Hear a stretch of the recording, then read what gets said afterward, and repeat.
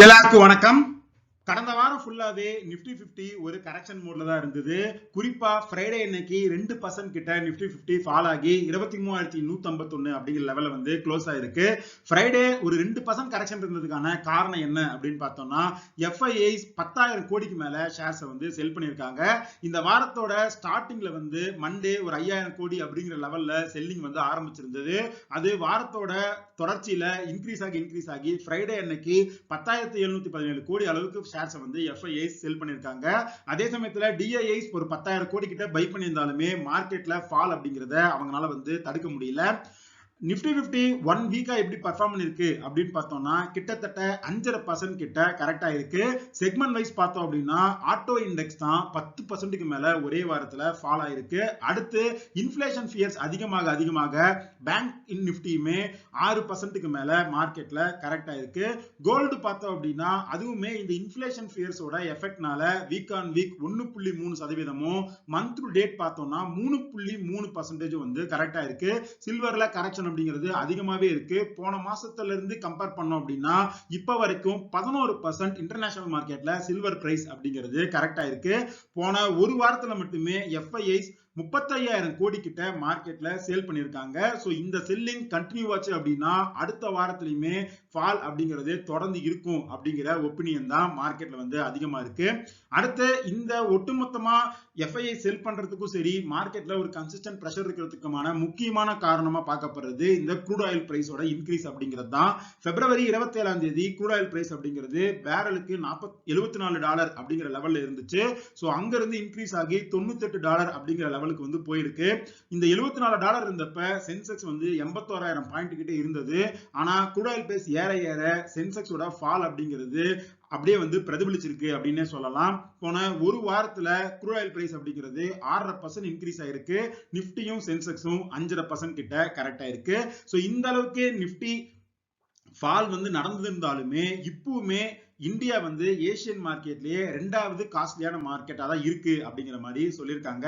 நம்மளை விட high valuation இருக்கிற மார்க்கெட் அப்படின்னு பார்த்தோம்னா அது வந்து தைவான் மார்க்கெட். சோ அதுக்கு அடுத்து நம்மளோட பியர்ஸான சைனா, ஜப்பான் இவங்க எல்லாத்தோட இந்தியன் மார்க்கெட் அப்படிங்கிறது இன்னமுமே காஸ்ட்லியா தான் இருக்கு. சோ அதனால இன்னும் மார்க்கெட்ல எஃப்ஐஐ செல்லிங் தொடரும், ஃபால் வந்து இன்னும் இருக்கும் அப்படிங்கிறது தான் அனலிஸ்டோட ஒரு வியூவா இருக்கு.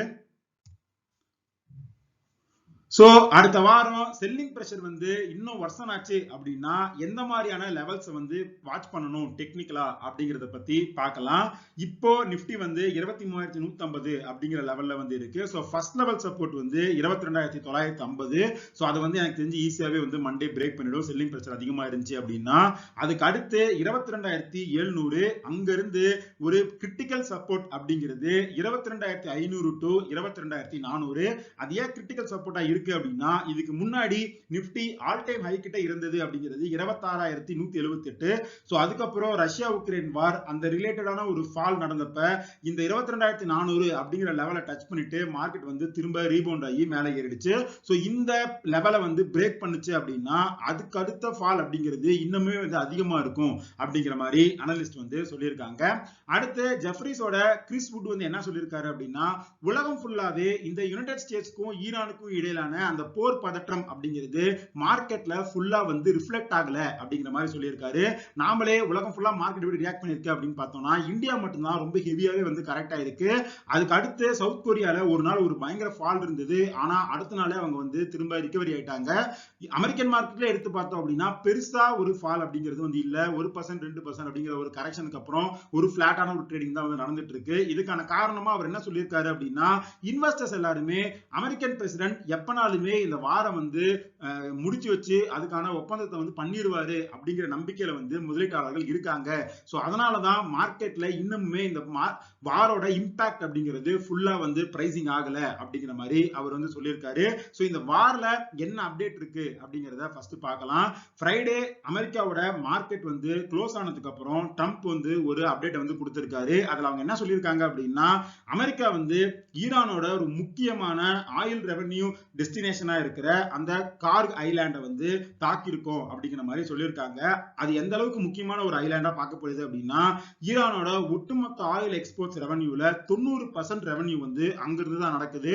அமெரிக்கா வந்து அந்த ஐலாண்ட்ல இருக்கிற மிலிட்டரி இன்ஃப்ராஸ்ட்ரக்சரை ஃபுல்லா நாங்க டெஸ்ட்ராய் பண்ணிட்டோம் அப்படிங்கிற மாதிரி அப்டேட் பண்ணியிருக்காங்க. அது மட்டும் இல்லாம ஸ்ட்ரெய்ட் ஆஃப் ஹார்மஸை ஈரான் வந்து திறந்து விடல அப்படின்னா அங்க இருக்கிற ஆயில் ஃபெசிலிட்டிஸையுமே வந்து நாங்க தாக்குவோம் அப்படிங்கிற மாதிரியும் எச்சரிக்கை பண்ணியிருக்காங்க. ஸோ இது எக்கனாமிக்கலா ஈரானை வந்து ஒரு கொலாப்ஸுக்கு வந்து கொண்டு போகும் அப்படிங்கிற மாதிரி அனலிஸ்ட் எல்லாமே சொல்லியிருக்காங்க.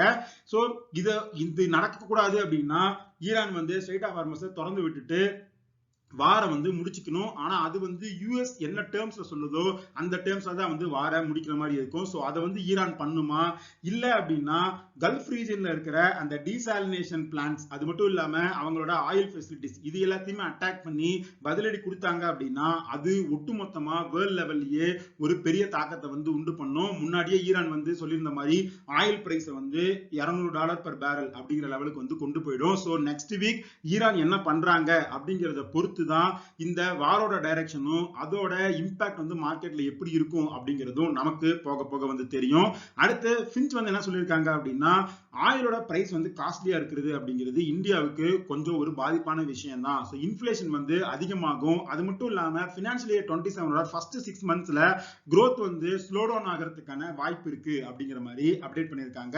அடுத்து லாஸ்ட் வீக் இந்தியாவோட ஃபாரெக்ஸ் அப்படின்னு எடுத்து பார்த்தோம் அப்படின்னா $716.8 பில்லியன் வந்து இருந்திருக்கு. ஒரே வாரத்துல $11.7 பில்லியன் வந்து ஃபாரெக்ஸ் கிட்டி வந்து குறைஞ்சிருக்கு. அதுக்கான காரணமா என்ன சொல்லியிருக்காங்க அப்படின்னா ஆர்பிஐ ஓபன் மார்க்கெட்ல ஒரே வாரத்துல ருப்பியோட ஃபாலை சப்போர்ட் பண்றதுக்காக $6.1 பில்லியன் அளவுக்கான டாலர் வந்து மார்க்கெட்ல வந்து செல் பண்ணி ருப்பியை வந்து சப்போர்ட் பண்ணிருக்காங்க. பட் அப்படி இருந்தாலுமே ருப்பி திரும்ப ஆல் டைம் லோ கிட்ட தான் வந்து இருக்கு. 92.45 அப்படிங்கிற லெவல்ல வந்து க்ளோஸ் ஆயிருக்கு.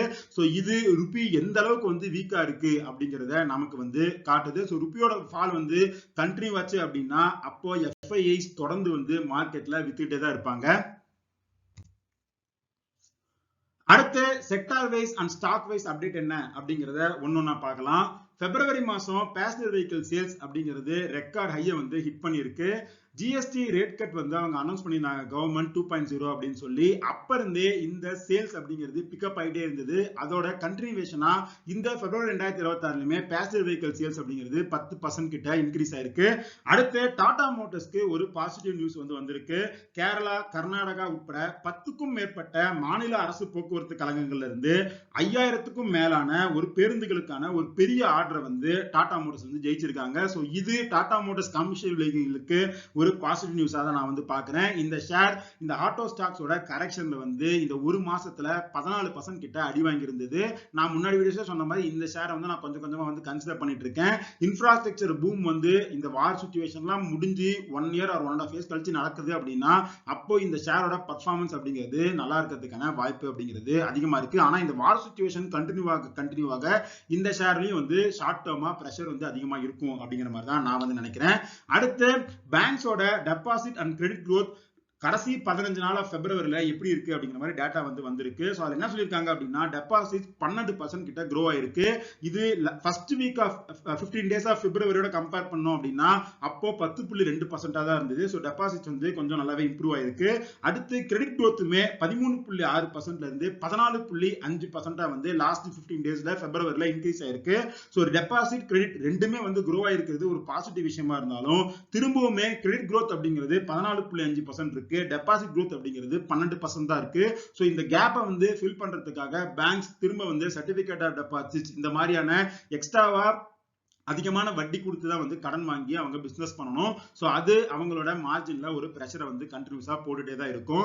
அடுத்து ஸ்டாக் ஸ்பெசிபிக்கா பார்த்தோம் அப்படின்னா ரீசெண்டா நான் வந்து கன்சிடர் பண்ண ஆரம்பிச்சிருக்க ஷேர் அப்படிங்கிறது HDFC பேங்க். இந்த பேங்க்ல ஒரு ஹெவி ஃபால் அப்படிங்கிறது நடந்திருக்கு. 1000 ரூபாயில இருந்து இப்ப குறைஞ்சு 817 ரூபாய் அப்படிங்கிற லெவல்ல இருக்கு. புக் வேல்யூ படி பார்த்தோம் அப்படின்னா இப்போ 2.3 புக்ல வந்து இப்போ வந்து ட்ரேட் ஆயிட்டு இருக்கு. பட் அனலிஸ்ட் எல்லாருமே என்ன சொல்றாங்க அப்படின்னா இந்த ஃபால் அப்படிங்கிறது தொடர்ந்துச்சு, மார்க்கெட்ல பிரஷர் அப்படிங்கிறது கண்டினியூஸா இருந்துச்சு அப்படின்னா 2 times புக் வரைக்கும் இந்த பேங்க் வரதுக்கான வாய்ப்பு அப்படிங்கிறது அதிகமா இருக்கு. 2 times புக் அப்படின்னு பார்த்தோம்னா அது 730 ரூபாய் அப்படிங்கிற லெவல்ல இருக்கு. சோ இங்க இருந்து இன்னும் ஒரு 10% கிட்டவே ஒரு ஃபால் அப்படிங்கிறது HDFC ல நடக்கும் அப்படிங்கிற மாதிரியான ஒப்பீனியன் வந்து மார்க்கெட்ல இருக்கு. இதோட முக்கியமான சப்போர்ட்டா பார்க்கப்படுறது 785 ரூபாய். சோ அந்த 785 ரூபாய் வந்து கட் பண்ணுச்சு அப்படின்னா கண்டிப்பா இந்த ஷேர் ஒரு 730 ரூபாய் வரைக்கும் வரும் அப்படிங்கிற மாதிரி வந்து சொல்லியிருக்காங்க. சோ கொஞ்சம் கொஞ்சமா இந்த ஷேர் இந்த ஃபால்ல வந்து நான் வந்து அக்குமுலேட் பண்றேன் லாங் டேர்ம்க்கு. ஏன்னா ஒட்டுமொத்தமா இந்த சிச்சுவேஷன் எல்லாமே சால்வ் ஆனதுக்கு அப்புறம் தான் இந்த பேங்க்லயுமே ஒரு ரிவர்சல் அப்படிங்கிறது நடக்கும். பட் ஆனா இந்த ஃபால் அப்படிங்கிறது இந்த பேங்க்லயுமே ஒரு சில இஷ்யூஸ் இருக்கு. அவங்களோட growth வந்து அவங்களால சஸ்டெயின் பண்ண முடியுமா அப்படிங்கிற क्वेश्चंस வந்து மார்க்கெட்ல இருக்கு. சோ இதெல்லாம் என்ன நடக்குது, ஃபால் வந்து எந்த அளவுக்கு இருக்கு அப்படிங்கறத நாம பொறுத்து இருந்தா பார்க்கணும். அடுத்து அமெரிக்கா வந்து திரும்ப ஃபோர்ஸ்டு லேபர் மூலமா தயாரிக்கப்பட்ட பொருட்கள் வந்து அமெரிக்க சந்தைக்கு வருதா அப்படிங்கறத இந்தியா, சைனா உட்பட ஒரு 60 கண்ட்ரிஸ் மேல வந்து ஒரு ஆய்வு வந்து நாங்க பண்ண போறோம் அப்படிங்கிற மாதிரி அனௌன்ஸ் பண்ணிருக்காங்க. சோ திரும்ப இது ரிலேட்டடா வந்து இஷ்யூஸ் அப்படிங்கிறது அமெரிக்கா சைடுல இருந்து கிரியேட் ஆயிருக்கு. அடுத்து கோல்டு வந்து தொடர்ந்து 2வது வாரமா கண்டினியூஸா ஃபால் ஆயிட்டே இருக்கு. ஒரு பாயிண்ட் ஆஃப் டைம்ல இந்த வாரம் ஆரம்பிக்கிறதுக்கு முன்னாடி $5,400 per ounce அப்படிங்கிற லெவல்ல வந்து இருந்துச்சு. சோ அங்க இருந்து டெய்லி கரெக்ட் ஆகி இப்போ $5,000 per ounce அப்படிங்கிற லெவல்ல வந்து இருக்கு. எனக்கு தெரிஞ்சு இன்னமுமே ஒரு கரெக்ஷன் வரதுக்கான வாய்ப்பு அப்படிங்கிறது இருக்கு. பட் அது வந்து போர் எப்படி போகுது, இன்ஃப்ளேஷன் எப்படி வந்து அமெரிக்கால வருது அப்படிங்கறத பொறுத்து தான் கோல்டோட ஃபியூச்சர் அப்படிங்கிறது இருக்கும். பட் ஷார்ட் டேர்மா கோல்ட்ல பிரஷர் இருக்கிறதுக்கான வாய்ப்பு அதிகமா இருக்கு. இந்த 2026ல ரேட் கட்டே வராது, இன்ஃப்ளேஷன் வந்து அதிகமா தான் இருக்கும் அப்படிங்கிற மாதிரி டேட்டா பாயிண்ட்ஸ் வர ஆரம்பிச்சது அப்படின்னா கோல்ட்ல இன்னுமே கரெக்ஷன் வரதுக்கான வாய்ப்பு இருக்கு. பட் இதையுமே நான் வந்து ஒரு ஆப்பர்ச்சுனிட்டியா தான் பார்ப்பேன். இன்னும் நல்லா கரெக்ட் ஆச்சு அப்படின்னா கொஞ்சம் கொஞ்சமா வந்து கோல்ட அக்குமுலேட் பண்ணுவேன். ஏன்னா 1 or 2 இயர்ஸ் கழிச்சு திரும்ப அமெரிக்கால அவங்க ரேட் கட்டா பண்றாங்க, இன்ஃப்ளேஷன் வந்து கூல் டவுன் ஆயிடுச்சு அப்படின்னா அப்ப கோல்ட்ல வந்து ஒரு ரேலி ரீசெண்டா நடந்த மாதிரி வரதுக்கான வாய்ப்பு அப்படிங்கிறது இருக்கு. டொமஸ்டிக் மார்க்கெட்ல 22 கேரட் கோல்டு அப்படின்னு பார்த்தோம்னா 140 ரூபாய் கிராமுக்கு குறைஞ்சி 14,720 ரூபாய் அப்படிங்கிற லெவல்ல வந்து சேல் ஆயிட்டு இருக்கு. இன்டர்நேஷனல் மார்க்கெட்ல கரெக்ட் ஆகிற அளவுக்கு நம்ம மார்க்கெட்ல கோல்டு வந்து கரெக்ட் ஆகிறதுக்கான சான்ஸ் அப்படிங்கிறது கம்மி. ஏன்னா ரூபாவோட ஃபால் அப்படிங்கிறது ஒரு பேஸ் ஃப்ளோர் வந்து கோல்டுக்கு கிரியேட் பண்ணிடும். இன்டர்நேஷனல் மார்க்கெட்ல குறைஞ்சாலுமே ரூபாவோட மதிப்பு இழக்கிறதுனால கோல்டு வந்து அந்த அளவுக்கு ஒரு கரெக்ஷனை வந்து இந்தியன் மார்க்கெட்ல கொடுக்காது அப்படிங்கறத தான் நான் வந்து பாக்குறேன். சோ இந்த வீடியோல நம்ம டிஸ்கஸ் பண்ண செய்திகள் எல்லாமே உங்களுக்கு பயனுள்ளதா இருக்கும் அப்படின்னு நான் நம்புறேன். நாம டிஸ்கஸ் பண்ண எல்லா விஷயங்களுமே ஒரு இன்ஃபர்மேட்டிவ் பர்பஸ்க்கு தான். நீங்க பர்சனலா ரிசர்ச் பண்ணுங்க, செபி யூசர் பெட்டை செக் பண்ணிட்டு அதுக்கப்புறம் வந்து இன்வெஸ்ட் பண்ணுங்க. இந்த வீடியோ பிடிச்சிருந்தா இந்த வீடியோ லைக் பண்ணுங்க, நம்ம சேனலை சப்ஸ்கிரைப் பண்ணுங்க. இதே மாதிரி இன்னொரு வீடியோ உங்களை மீட் பண்றேன். அது வரைக்கும் நன்றி, வணக்கம்.